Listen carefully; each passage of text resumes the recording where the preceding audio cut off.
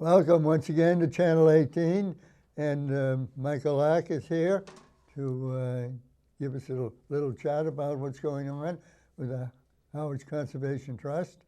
And you've got quite a big program today, so before we get into it, we want you to know that there's a new letter, and it comes in this form. So I hope you've gotten yours, and I hope you've read something in it. Yeah, thanks, Paul. Yeah, it's one of the more important things in there is a new salt marsh donation, and I guess we're going to talk about several other things after that. But why don't we start with the salt marshes? Sure. Okay, thanks. This is our semi-annual newsletter. We publish one in the spring and the fall, and let everybody know about all the interesting land protection, land stewardship, educational outreach, and volunteer activities the Trust is involved in. We have additional newsletters. If you're not a member, you didn't receive one, by all means, we'll send you a newsletter, so you can read it cover to cover. So anyways, the salt marsh donation, which is also mentioned in this newsletter and in local newspapers the past couple of weeks. Barbara and Peter Seidel have seen fit to donate 2 roughly 1.3 acre parcels of salt marsh, tucked in really in the corner between Uncle Beanie's Road and just behind Red River Beach parking lot there. Wow. Beautiful stretch of salt marsh. You see a map here on your screen, and it's quite extensive there. It's part of the greater Red River estuary, right? Red River flowing into Nantucket Sound on the easterly side of Red River Barrier Beach there. Red River Beach, beautiful beach. And you can see there it's just 2 contiguous parcels. And salt marsh, some might say, well, geez, why donate it to the Harwich Conservation Trust to protect land that's seems pretty much protected, right, by local and state law and regulation? Well, we like to think long-term at Harwich Conservation Trust, and we've received a number of wetland donations, whether they be red maple wetland or Atlantic white cedar wetland or salt marsh. And yes, many forms of development are prohibited in wetland areas right now. Yes. But you never know how local regulations or state laws or otherwise might change over time.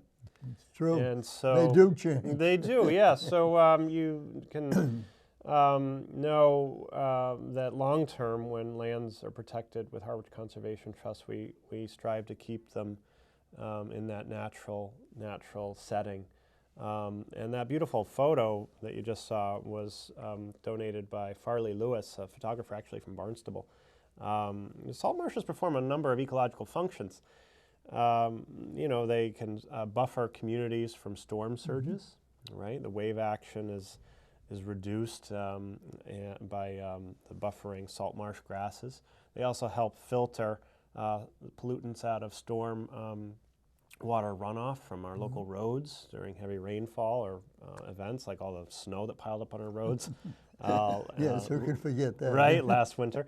And they also help support a vibrant commercial and recreational fishing industry, or we hope one that in those areas will recover over time with the depleted fishing stocks. But salt marshes are critical in that process of supporting those fisheries, because as the tides come in twice daily in those salt marsh areas, little fish, mummy chugs, minnows, feed on the plant matter and other invertebrates within the salt marsh ecosystem.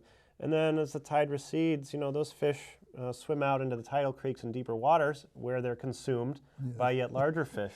And eventually along the food chain, we've got fish like bluefish, striped bass, and others that eat those small fish. So it's a critical part of our greater marine ecosystem and food web. So salt marshes are key, and we look forward to preserving more. Well, very good. I'm glad you got that. Yeah, nice of the It's been Seidels. for years. Right, yeah. And I was surprised somebody owned it. I thought that was part of the state or the town. The town owns a fair amount of salt marsh in town, but a lot is still owned privately by Is that individuals and right? families. Yes, yeah. Wow. Hmm. And next we have Oh, geocaching. Geocaching, yeah, very interesting. Geocaching is essentially a scavenger hunt of sorts where you can use your smartphone. Here's my prop. With a geocaching app that you can download for free, and it will show you where there are hidden caches, caches, caches, in the form of maybe small boxes or containers that are essentially weather-resistant, watertight, and they'll have like a little logbook in there, and maybe other little trinkets. And you can use your phone to go locate with GPS these caches, and then you can sign your name. Some people have code names for their geocache adventures, and you might find a little capsule even as small as this on some of these sites. And some of these geocache treasures boxes are on Harwich Conservation Trust's conservation lands. Really? And you have a photo here of Melissa Hennessy, who's a local Harwich resident, and her 5-year-old daughter, Sophia. Melissa Hennessy works for Cape Cod 5 Cent Savings Bank, and she volunteered for us to lead a free guided geocaching tour in late September at the newly renamed Robert F. Smith Coldbrook Preserve off Bank Street. And there's Melissa and her daughter, Sophia. I'm not going to reveal the conservation site there that she's at because you'll have to find it on your own geocaching adventure. But there's an actual geocache at that site there. That site is another area. I'll give you somewhat of a clue. It's in West Harwich. But that's all I'll say because with the geocaching app, you can try and find these geocaches yourself.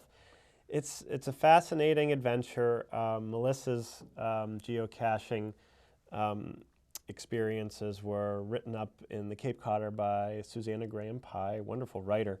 And we later republished that story in our newsletter. It's also on our website. And it's a lot of fun. Another way to get outdoors, whether on your own or with friends or family, including little kids. And it's a neat way to use technology as well as be outside at the same time.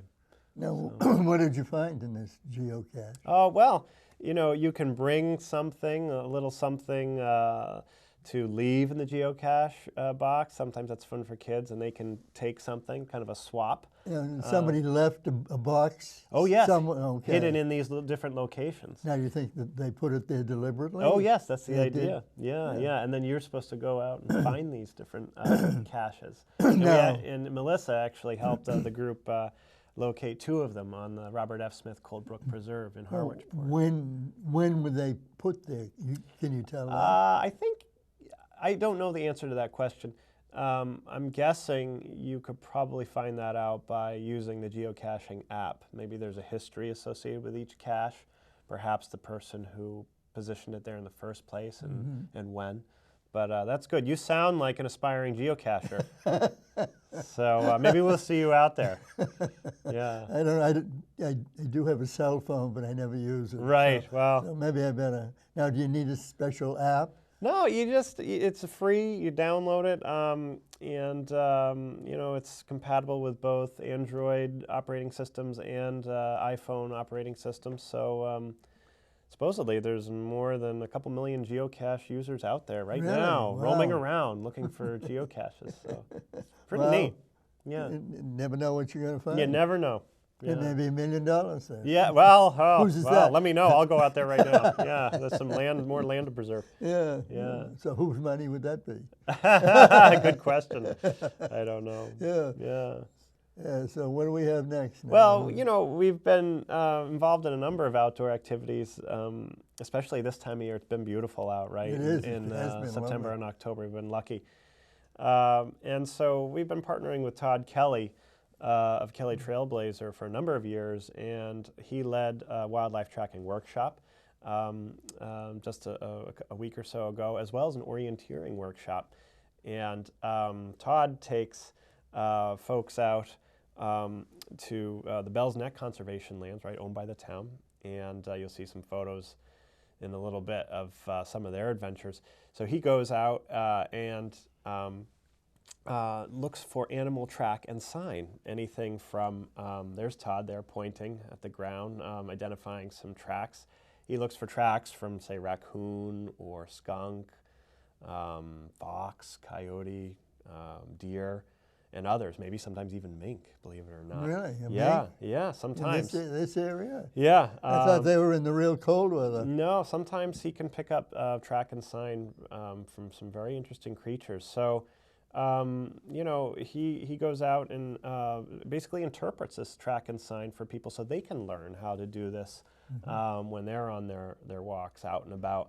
He also taught an orienteering workshop sponsored by us where he essentially instructs people on how to use a map and compass.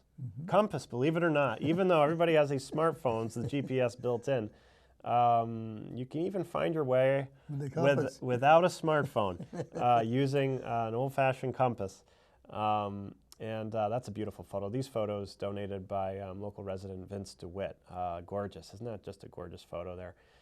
Todd leading a group along an orienteering adventure. So also what Todd has been involved in through us is leading a series of Native American history walks, exploring the history of the native Monomoyics. Oh, wow. Yes, fascinating. And Were they a small Indian tribe? They were fairly extensive centuries ago. The last full-blooded Native American in the Lower Cape passed away in 1816, but lived in the area now preserved as the D. Isabel Smith Monomoy River Conservation Lands. There's a sign there of that area in East Harwich, just off Bay Road. Recall that in 2003, the Trust led the Save Monomoy River effort to assist the town in preserving this beautiful area, which rambles down to Muddy Creek or Monomoy River flowing into Pleasant Bay. So significant preservation project to protect the water quality of Pleasant Bay, as well as a sense of history. So Todd, in partnership with us and some of our sister land trusts, the Orleans Conservation Trust, the Chatham Conservation Foundation, and a newly formed land trust, the Native Land Conservancy, which is comprised exclusively of Native American board members, partnered on this walk series where over 3 successive Sundays, they explored the Native American history first in Chatham, next at the D. Isabel Smith Monomoy River Conservation Lands, and then third and last at Powwow Point in Orleans. Now, there's still a significant number of Indian population on the Cape? Well, yeah, more out towards Mashpee area, Wampanoags. They comprise quite a bit of the board of the Native Land Conservancy. There's also Nipmuc tribe members, which is a separate tribe. And they've been a wonderful new land trust added to the Cape Cod community, and they focus on preserving lands with Native American significance or historical connection. And they've been very helpful in helping us with these guided walks. One of the co-leaders with Todd is a Native American named Marcus Hendricks. You can see the folks winding their way through the woods of the 42-acre D. Isabel Smith Monomoy River Conservation Lands. And so Todd and Marcus, so there you go, there's Todd on the right and Marcus on the left, led about 40 or so intrepid hikers on these interpretive walks to learn about the Monomoyic past and their interactions with colonists and how the Native Americans viewed the land and water resources that we're striving to protect today.